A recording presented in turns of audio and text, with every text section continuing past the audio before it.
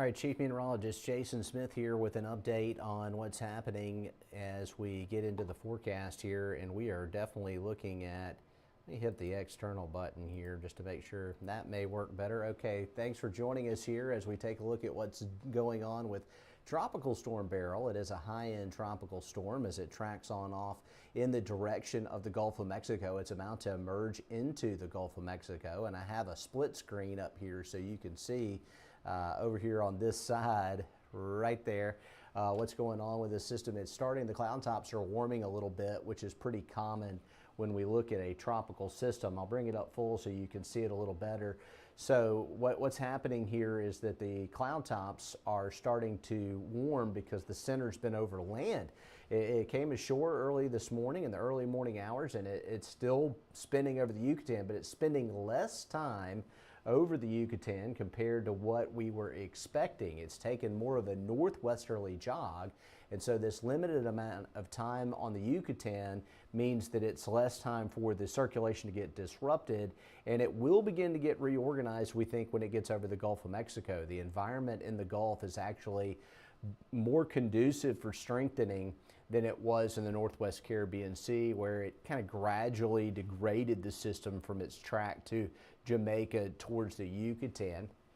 And let's take a look at what's going on with Beryl this afternoon. Here is a little different satellite image. I'm going to put the background in all black so you can see how compact this thing is. It's not super long.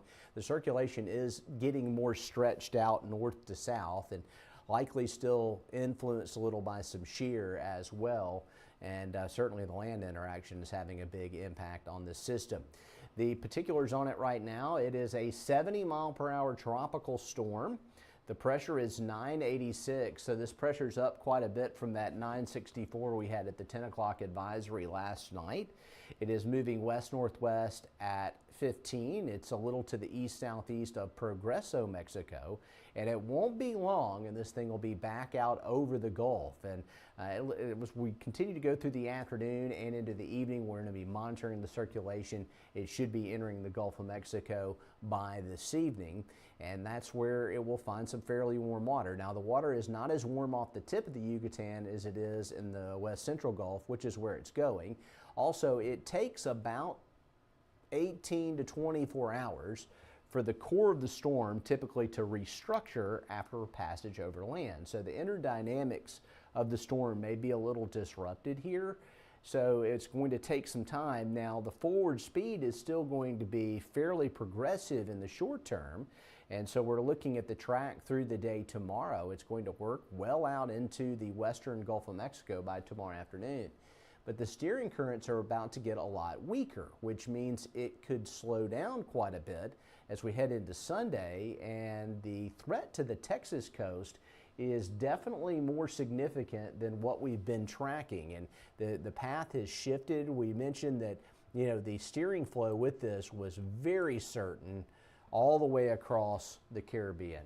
But once this thing got in the Gulf, kind of not all bets are off, but we expected it to, there was more variability in the forecast and the cone got a lot wider. Now that cone is centering up, and it looks more and more likely that whether it makes landfall just inside of Mexico or at Brownsville, the most intense impacts are going to be on the Texas coast. And it's possible that the impacts will be along the entire Texas Gulf Coast, possibly even into southwestern Louisiana, with some of the outer impacts of this system as the low pressure area moves inland and then drags on up into East Texas. This will be a rainmaker. Now, for us, we probably won't see many impacts here. If it curves enough to the east, we may see a little enhancement to our shower and thunderstorm situation, but we're not expecting anything other than an increase at rip currents at our area beaches possible this weekend. And here is that rip current forecast: high risk for tomorrow and Sunday, a medium risk on Monday, Tuesday, and Wednesday. Surf heights are not going to be incredible, but the rip current danger is there. The waves offshore are running about 2 to 4 feet, but there is a really tight wave period, so the waves are really close together. It's choppy, it's rough, And that's a sign that we've got a system that's going to produce the potential for rip currents. So definitely want to be careful with that if you have any kind of beach plans or know anybody who does over the 4th of July holiday weekend. Now, in June, we don't normally see systems form in the middle of the Atlantic. Normally, they're homegrown systems. They develop in the Northwest Caribbean Sea or in the Gulf or in the Eastern Atlantic and not out further out into the Atlantic. Now, we get into July and we can see systems develop in the far western Atlantic Ocean right near the Caribbean, but this was a mid-Atlantic system. It's the strongest hurricane on record for the months of June and July, and it's not a good sign for the rest of the tropical season. As we look at development chances out there, really not seeing much going on. There was one little wave behind that feature, but not much else out there now. And this is the cause of our concern. This is part one of the cause of our concern, is that water temperatures are already close to what they would be in August or September. So we're way ahead of schedule. Water temperatures are way above normal, and they're not just above normal here, but also in the Caribbean Sea and in the Atlantic. And anything over 82 degrees is fuel for a hurricane, big time. And then you start talking about water temperatures in the mid 80s and you've got definite problems. The other thing that's going on, last year we had really warm water as well. Of course, it's not quite as warm as this year, but it was real toasty.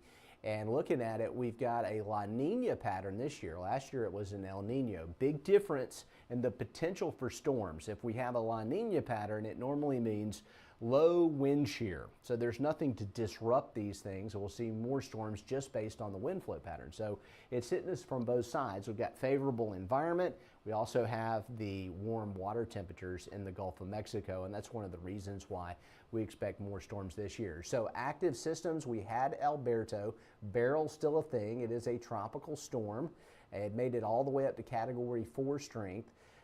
Chris was a tropical storm, which dissipated quickly, and so we're already on the fourth name as our next possible system, but we're really not seeing anything out there that would be a possible trouble. Be careful if you're out and about across our part of the Gulf Coast over the next really 5 to 7 days. Dew points are in the upper 70s, and so the heat index is going to be really high. We're thinking generally around 110 each day. So make sure you drink a lot of water and watch out for heat stroke and heat exhaustion. And you got to just take it easy in the afternoon. Say, you know, instead of going out there in the hottest part of the day, maybe I'll wait. Or if you have to work outside, try and start your day a little earlier, knock off a little sooner, take some breaks, find some shade, drink a lot of water, stay hydrated. That is the key. Thanks for joining us here on Next Weather. I'm Chief Meteorologist Jason Smith. I kind of want to give you a deeper look at what's happening with the tropical situation in Beryl, and we do expect that system to potentially intensify as it heads towards Texas. It may even become a stronger system. In fact, I want to back it up here, and I'm going to put it on the actual forecast for Texas. And so instead of this thing briefly being a Cat 1 hurricane at landfall, there's the possibility it could be stronger. The National Hurricane Center track shows it as a high-end Category 1. And bringing it up full here, winds at landfall at 85. But I wouldn't be surprised if Beryl is stronger than that when it hits Texas, especially if it tracks a little to the east of the current forecast path and spends more time over water. We'll be watching this on Fox 10 News. Thanks for joining us.